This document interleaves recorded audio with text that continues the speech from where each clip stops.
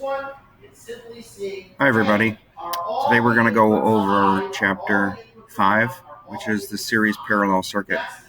So on the screen I have a basic series parallel circuit. You can see that I have R2 and R3 which are in series, but R1 is in parallel with the battery or the source voltage. So I have on the screen given you the values in ohms for R1, R2, R3, and the voltage coming for the circuit. The first thing I want to do, shown by the arrow, is I want to take the parallel voltages and parallel resistances and find the overall resistance for R2 and R3. And of course, to do that, I would use the 1 over function of 1.2K and 1.8 volts, 1.8K. And I would come up with an equivalent resistance for R2 and R3 of 720 ohms. So now what I have is a series circuit. So my goal is to take that series parallel circuit and bring it down to a series circuit. Okay. So then what I want to do is I have R1, R2, and 3 that are in series with each other. I know the source voltage is 25 volts. I can go ahead and find the total resistance. Total resistance is 280 plus 720 equals 1K. Now I know the total resistance. I know the total voltage. I can find the total current. Total current is 25 volts divided by 1K equals 25 milliamps. Okay? Once I find the total current, you can see by this arrow the total current is going around the circuit of 25 milliamps. That flows through R1 and the equivalent of R2 and R3.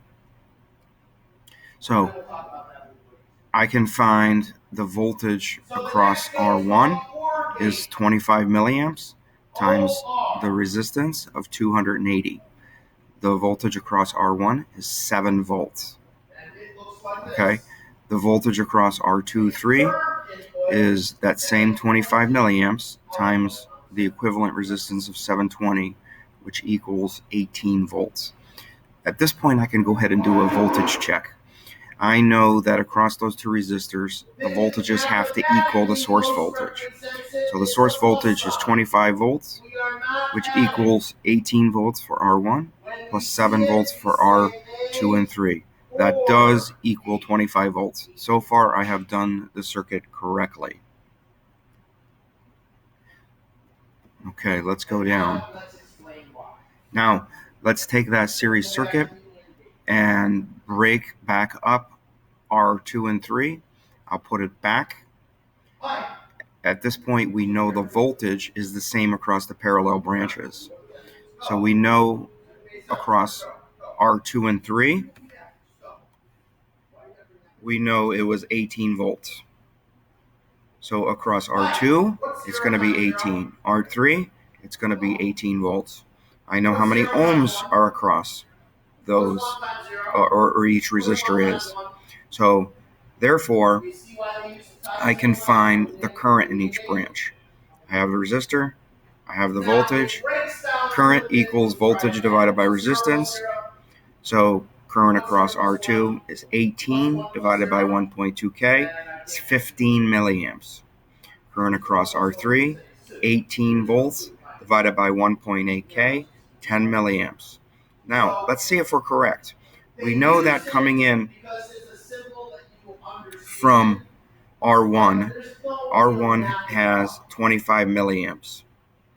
And then it breaks off into branch R2, 15 milliamps, plus R3, 10 milliamps. 15 plus 10 equals 25 milliamps.